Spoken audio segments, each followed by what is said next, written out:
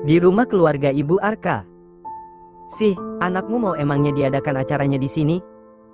tanya kakak dari Ibu Arka kepada Ibu Arka. "Mau Mbak Wulan, menantu saya juga udah ngiyain," jawab Ibu Arka. "Terus nanti tetanggamu gimana?" tanya Wulan. "Undang yang terdekat saja, nanti kami sewain mobil buat mereka." "Ya sudah, nanti kita adakan di sini saja." Wulan menghela nafas. "Batu nggak ngangka loh, si Arka sudah mau punya anak saja." "Ya sudah jalannya Mbak, mau bagaimana lagi? Anak orang sudah hamil begitu. Kita sebagai orang tua ya, bimbing saja." Ratri sama Sukma, katanya ndak mau ikut.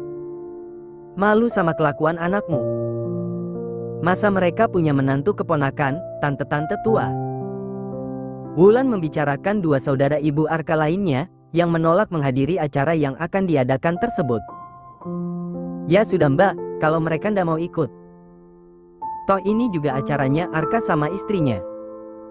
Mereka juga sebenarnya sudah mengadakan sendiri di rumah mereka. Tapi bukan pakai adat, kayak ala-ala ke barat-baratan gitulah. Nah sebagai orang tua, masa saya dan bapaknya Arka ndak memberi perhatian? Kasihan toh anak yang lagi dikandung, anak itu cucu kami." "Iya sih, ya sudahlah. Kalau Ratri dan Sukma emang ndak mau ikut, kita adakan seadanya saja di sini." "Tapi udah izin sama suami Mbak?" tanya Ibu Arka lagi. Wulan tersenyum.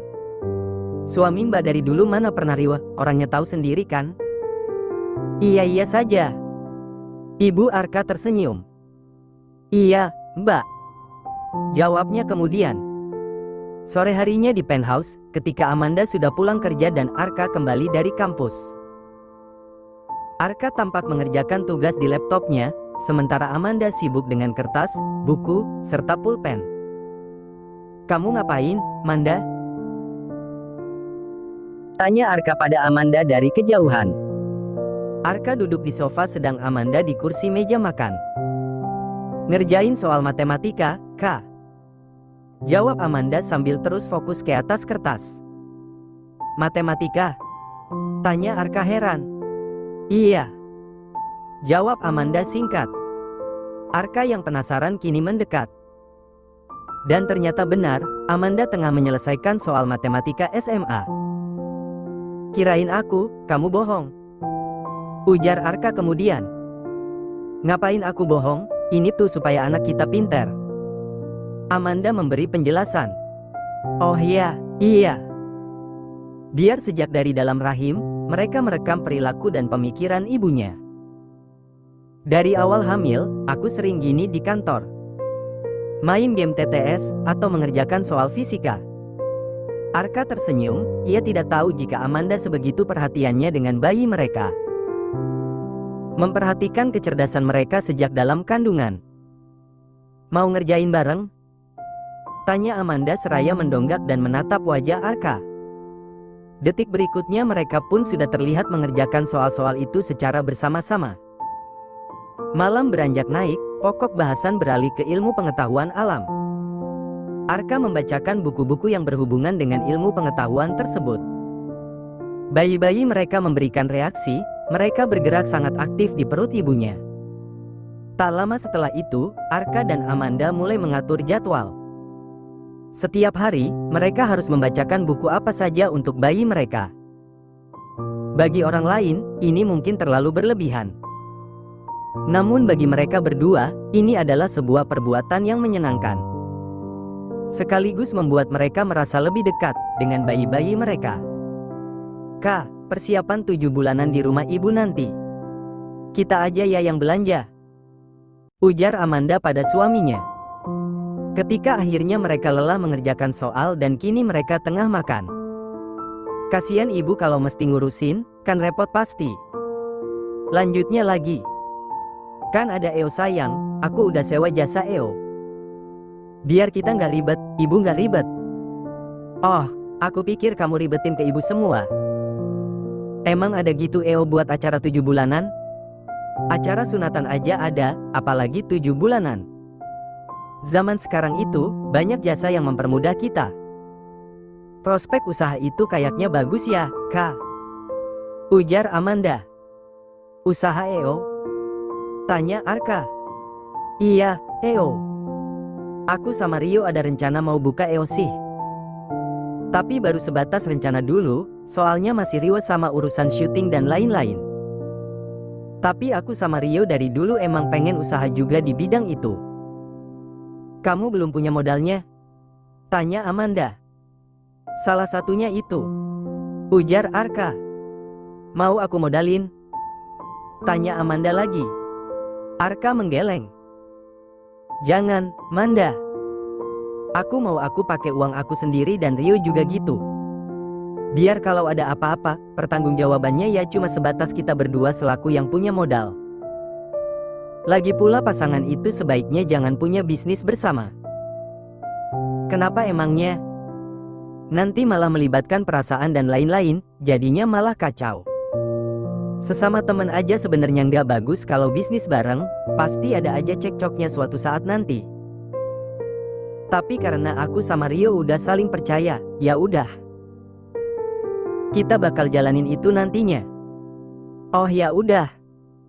Kirain kamu mau gitu, pakai modal dari aku. Arka tersenyum seraya menggeleng.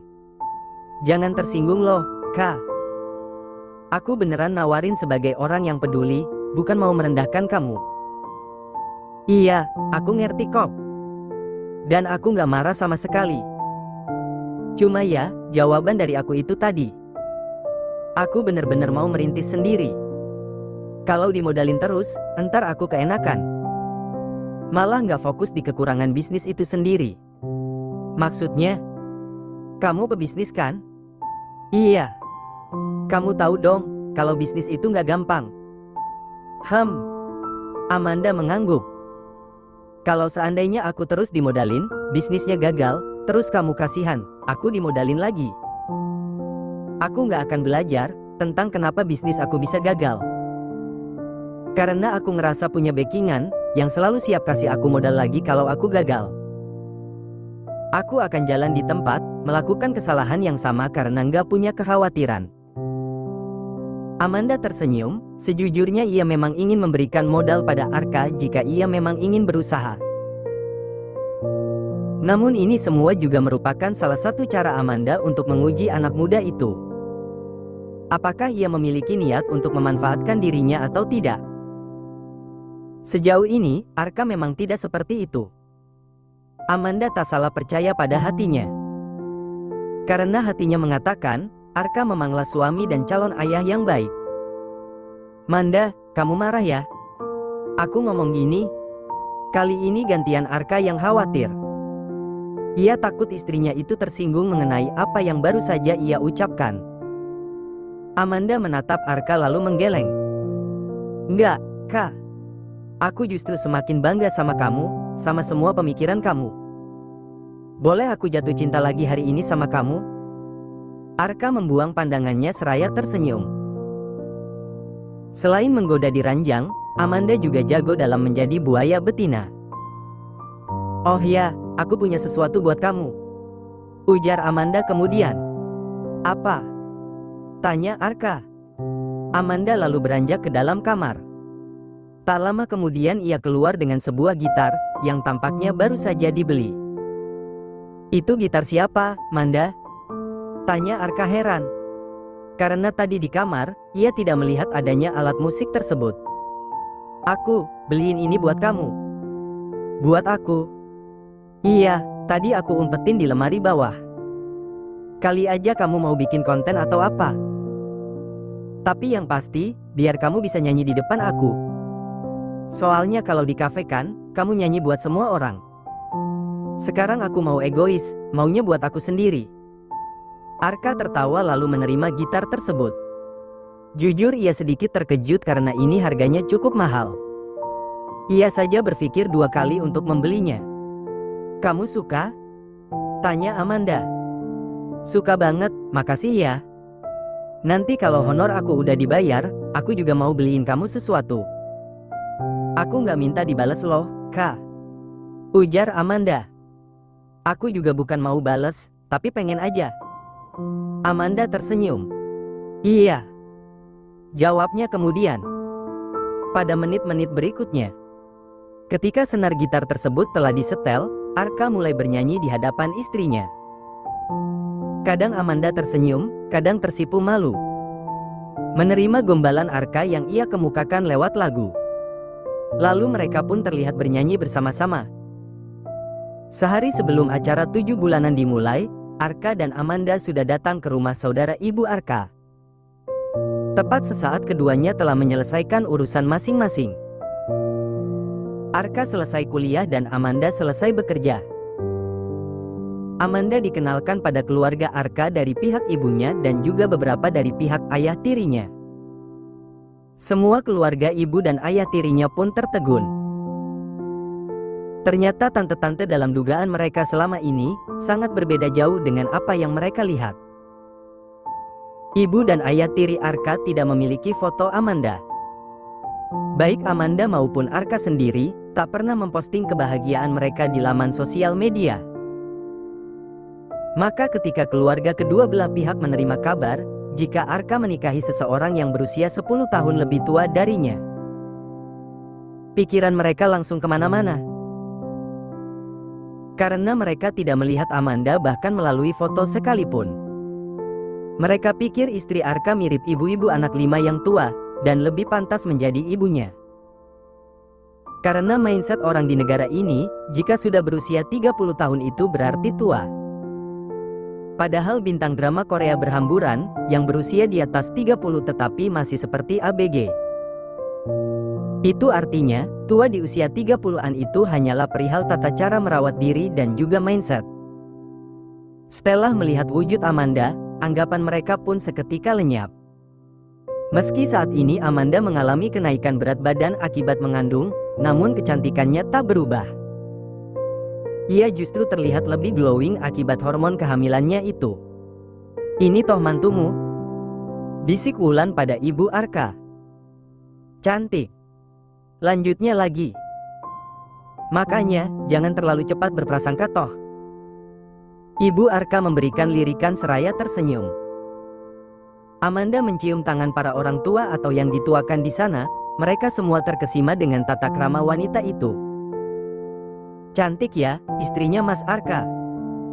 Keponakan Arka saling berbisik. Arka yang tak sengaja mendengar hanya tersenyum. Mereka berdua disambut baik, dilayani, dijamu dan diberikan berbagai wejangan dalam menjalani bahtera rumah tangga. Arka dan Amanda mendengarkan secara seksama. Meskipun ada pemikiran yang agaknya tidak bisa diterima oleh mereka berdua. Mereka memilih diam dan mengiyakan saja, tak ada bantahan sedikit pun yang mereka lontarkan. Hal itu pula lah yang membuat keluarga Arka dari pihak ibu maupun ayah tirinya makin jatuh cinta pada sikap Amanda. Ia dianggap sebagai perempuan manut yang penuh sopan santun. Mau mendengarkan nasihat dan petuah yang diberikan. "Manda, kalau tadi ada saran dari keluarga aku yang kamu gak suka, kamu skip aja. Gak usah dimasukkan ke hati. Toh yang menjalani rumah tangga kan kita. Mau dipraktekkan kek, mau kagak kek, saran mereka tadi. Mereka gak akan ada yang tahu." Amanda tersenyum. "Iya, Kak," ujar Amanda. "Orang-orang tua itu kadang riwah." Tukas Arka. Lagi-lagi Amanda tersenyum. "Itulah kenapa aku nggak jadi sama orang dari aplikasi dating waktu itu." "Yang mana?" "Itu loh, yang maksa aku tinggal sama orang tua dan saudara-saudaranya yang udah menikah dalam satu rumah. Pemberontak kayak aku bisa bikin mertua jantungan, Kak. Aku kan bandel anaknya, masih makan yang katanya pantangan, masih melakukan hal yang katanya pamali." Arka tertawa. "Iya makanya, tapi ibu aku bukan tipikal yang tradisi banget sih. Keluarganya aja yang begitu, ibu mah santai." "Iya sih, sepanjang aku ngobrol sama ibu waktu kita nginep. Ibu orangnya santai banget, hampir sama pemikirannya sama aku. Tapi ya tetap aja, aku agak sungkan kalau mesti tinggal satu atap. Nggak bisa jadi murahan depan kamu, kalau lagi begituan." Malu mau teriak-teriak. Mereka berdua tertawa cekikikan. Tapi aku mau loh Kak, ngurus ibu sama papa. Jangan kamu mikir macem-macem soal omongan aku barusan. Entar dibilang Amanda anti ngurus orang tua lagi. Aku tahu, Manda. Kamu pasti mau ngurus orang tua aku, tanpa aku minta sekalipun. Tapi masalahnya, orang tua aku itu adalah tipikal orang tua yang gak mau nyusahin anak. Mau kita paksa ikut kita pun, mereka pasti gak akan mau. Kenapa gitu? Tanya Amanda. Aku kasih uang aja sering nolak, bilangnya gak mau nyusahin anak. Kadang ibu sama papa, sering juga ngomong berdua di kamar. Aku suka dengar mereka bilang, kita jangan nyusahin anak apalagi menantu. Kalau Arka menikah suatu saat nanti. Terus ibu bilang, aku juga gak mau mas serumah sama menantu, takut salah ngomong. Selalu itu yang aku dengar. Amanda menghela nafas. Kita juga nanti kalau udah tua. Jangan nyusahin anak-anak kita ya, Kak. Kewajiban mereka berbakti, tapi sebagai orang tua nggak boleh menentukan jenis bakti. Kayak misalkan harus kasih kita uang sekian, harus urus kita di masa tua. Mereka kan titipan, mereka juga punya kehidupan masing-masing nantinya. Iya, Manda. Makanya aku pengen berusaha dari sekarang. Biar tua nanti, kita nggak nyusahin anak. Tapi kamu ikhlaskan bantu ibu sama papa selama ini? Ikhlas dong, Manda. Apa yang aku omongin barusan, nggak ada hubungannya sama bakti aku ke ibu dan ke papa. Ini murni aku lagi ngomongin kita berdua. Iya, Kak. Jawab Amanda kemudian. Kak, itu apa? Tanya Amanda kepada Arka. Ia melihat seperti nasi namun berwarna-warni. Ia juga melihat ada banyak bubur dan kudapan manis di dekat situ. Tahu ibu, katanya buat ritual besok. Padahal dari udah ada, kan merangkap catering. Tapi ibu bilang, serasa nggak puas kalau nggak bikin sendiri. Boleh dimakan nggak? Tanya Amanda lagi. Nggak tahu, kayaknya nggak boleh deh men. Arka melirik ke arah keluarganya, yang masih duduk serta berbincang di ruang tengah. Takut ada pamali-pamalinya gitu. Lanjutnya lagi. Ya udah deh, nggak apa-apa. Ujar Amanda lalu tersenyum. Kamu pengen banget ya? Tanya Arka. Nggak kok. Amanda berdusta. Namun tak lama kemudian, perutnya pun berbunyi. Arka jadi tak tega melihatnya. Meski Amanda berusaha tegar, namun ia tahu jika ibu hamil itu selalu dilanda rasa lapar. Ia pun lalu mengambilkan beberapa bubur yang ia letakkan di satu piring, lengkap dengan ketan warna-warninya. Ia lalu membawa Amanda ke kamar. Kebetulan kamar yang mereka gunakan, bisa diakses lewat lorong samping dapur. Hingga tak harus melewati keluarganya yang masih berkumpul. Amanda pun kemudian makan di kamar dengan lahapnya. Enak banget, Kak. Ini apa sih namanya? Ujar Amanda masih terus makan. Aku nggak tahu namanya apa. Ada yang nyebutnya jenang, ada yang nyebutnya bubur. Arka berkata sambil tertawa. Oh yang penting enak. Ujar Amanda. Arka membelai kepala istrinya itu dengan lembut. Maaf ya, Kak. Aku nyusahin, ujar Amanda. Nggak kok, aku sayang kamu. Ujar Arka kemudian. Waktu berlalu. Hari yang dinantikan itu pun akhirnya tiba. Amanda, Arka beserta seluruh keluarga telah berkumpul dan siap menjalani prosesi serta serangkaian ritual yang telah ditetapkan. Acara dimulai dengan sungkeman. Karena orang tua Amanda tidak hadir, maka sungkeman itu hanya dilakukan kepada kedua orang tua Arka saja.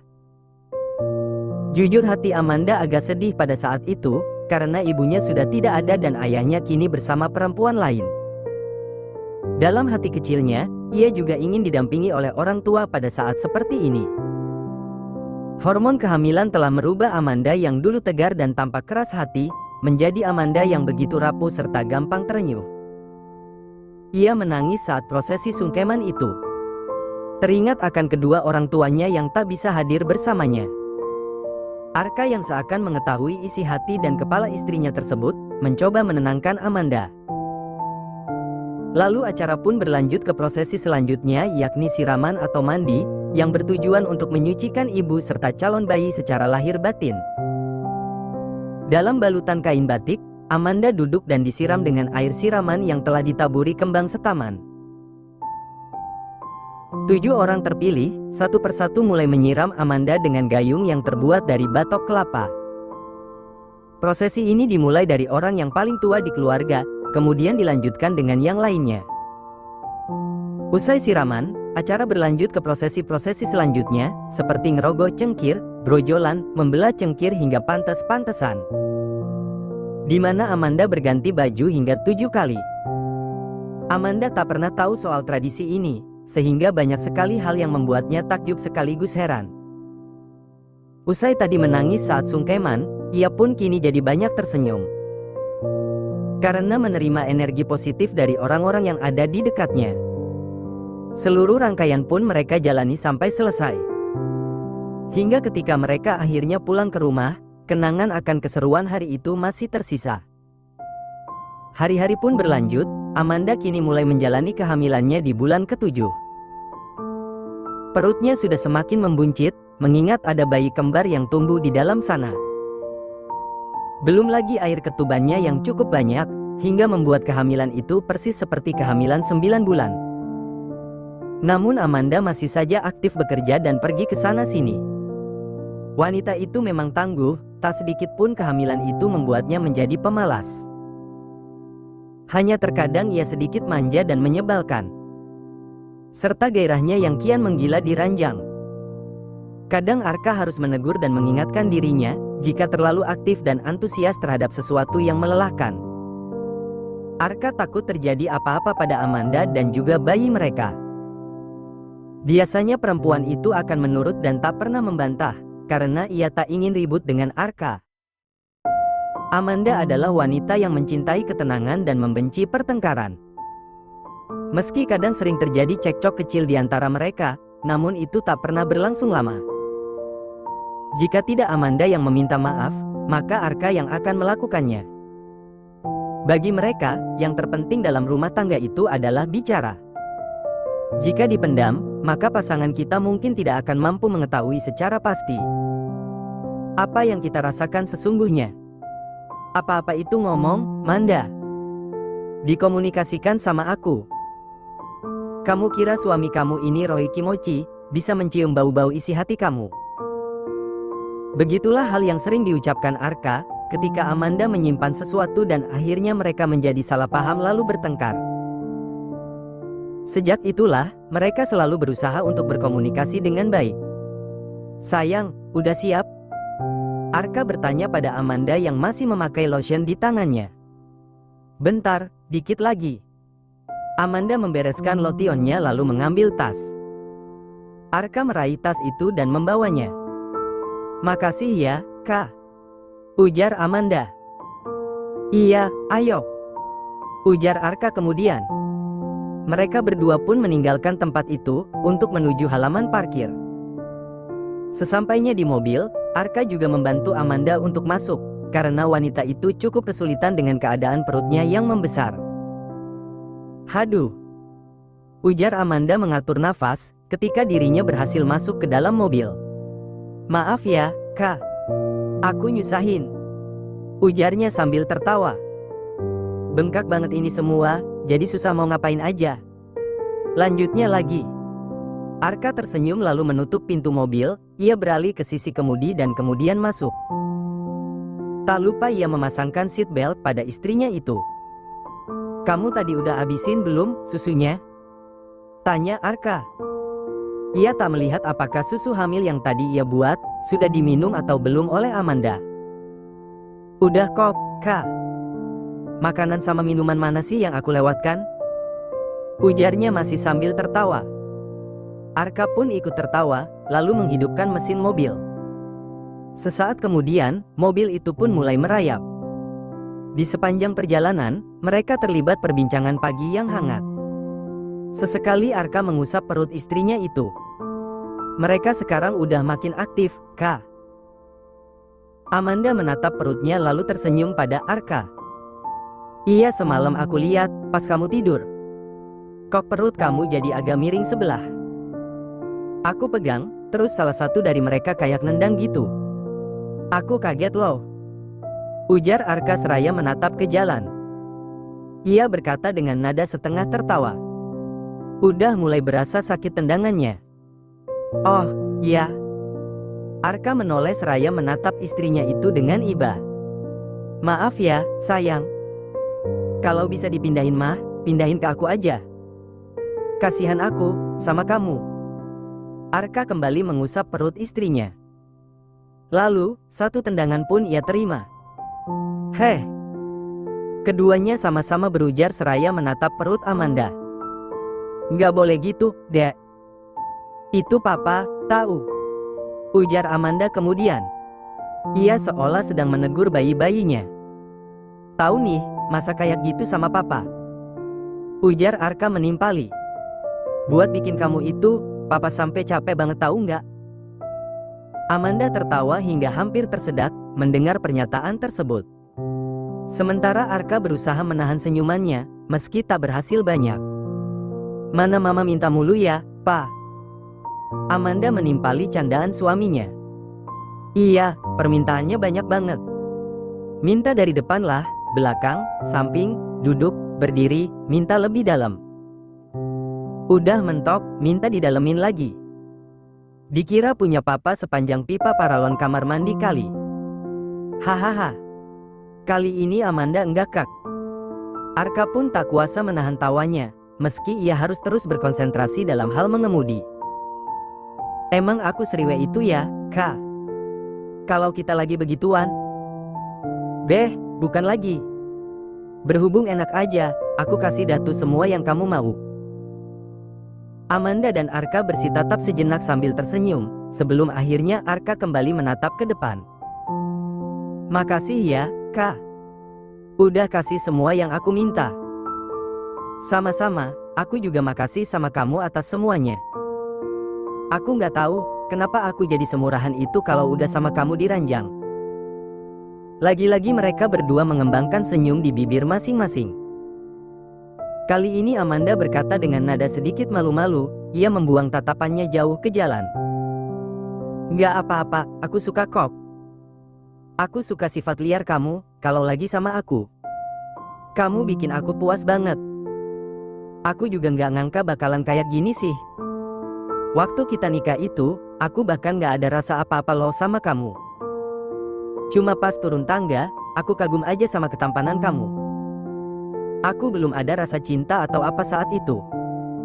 Arka tersenyum sambil terus mendengarkan istrinya. Pas malam pertama itu, pas kita ciuman di balkon. Itu aku mulai merasa kayak ada yang aneh. Apalagi pas kamu berani banget pegang-pegang aku. Mulai kerasa enak ya kan?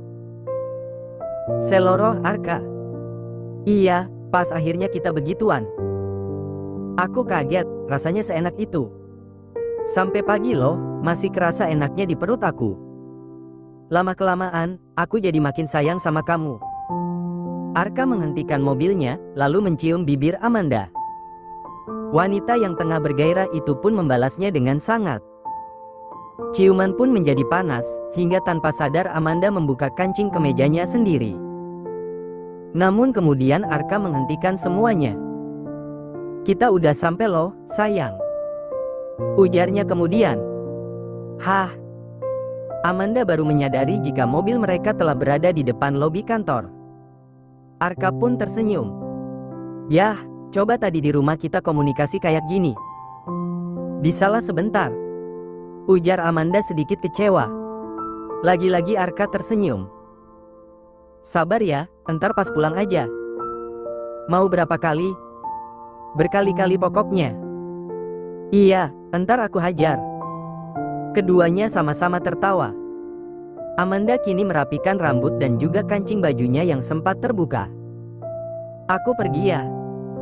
Amanda meraih tangan Arka dan menciumnya. Sebuah hal yang sangat jarang, bahkan nyaris tak pernah terjadi.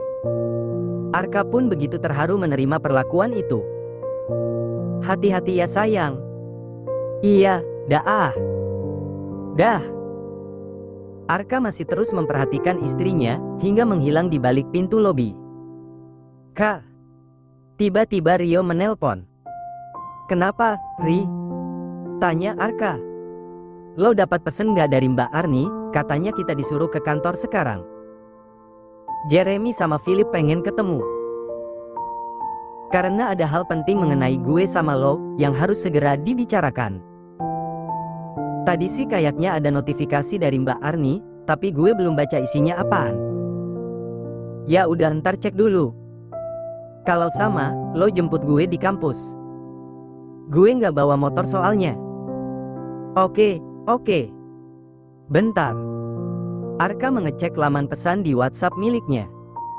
Ternyata benar, Mbak Arni ingin ia segera datang. Ri, tunggu gue. Ujar Arka kembali menelpon Rio. Oke, gue tunggu depan gerbang ya. Ujar Rio. Sip. Jawab Arka kemudian. Arka pun kian mempercepat laju kendaraannya. Tak lama setelah itu, ia tiba di muka gerbang kampus. Tampak Rio tengah berdiri di sana, Arka pun lalu menghampiri sahabatnya itu. Setelah Rio masuk, mobil pun kembali merayap. Mereka menyambangi kantor Peace Production, manajemen keartisan yang menaungi mereka selama ini. Mereka tidak tahu hal penting apa yang ingin dibicarakan oleh petinggi manajemen tersebut. Yang jelas, mereka langsung pergi saja ke tempat itu. Ketika sampai, mereka dibawa oleh Mbak Arni untuk menuju ke ruangan Jeremy sang pemilik manajemen. Ada pula Philip selaku pimpinan pelaksana di sana. Hai, Kak. Ujar Jeremy seraya menatap Arka. Hai. Jawab Arka singkat. Ia dan Rio dipersilahkan duduk pada ruang meeting yang terdapat di dalam ruangan itu. Tak lama, Jeremy serta Philip pun mendekat ke arah mereka. Arka, Rio. Iya, Pak.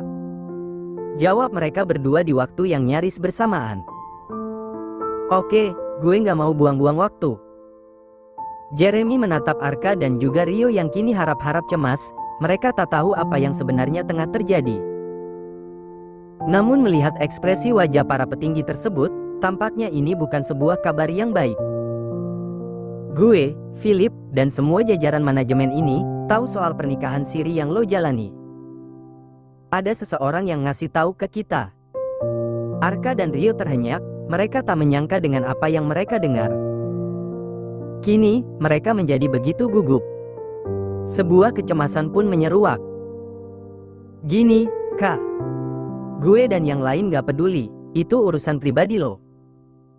Tapi belakangan ini, lo sering banget teledor. Foto lo berdua sama Rio, waktu kalian lagi di acara baby shower bayinya Elo, Kak. Itu tersebar di salah satu akun gosip. Jeremy memperlihatkan foto tersebut. Arka dan Rio saling bersitatap dengan perasaan khawatir yang begitu besar. Bagus fotonya yang ini, saat lo lagi nggak sama istri lo. Kita masih bisa ngeles, dan gue udah ngurus si akun lambe ini. Udah gue suruh bikin klarifikasi, kalau lo cuma datang doang ke acara keluarga lo. Dan Rio ikut nemenin lo. Pokoknya lo hati-hati, Kak. Kali ini Philip menimpali. Kalau sampai publik tahu cerita yang sebenarnya, karir lo yang jadi taruhannya.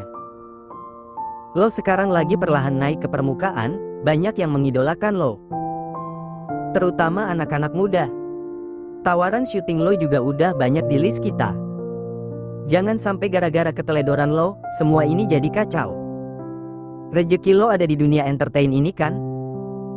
Jadi lo harus hati-hati. Arka menghela nafas lalu mengangguk.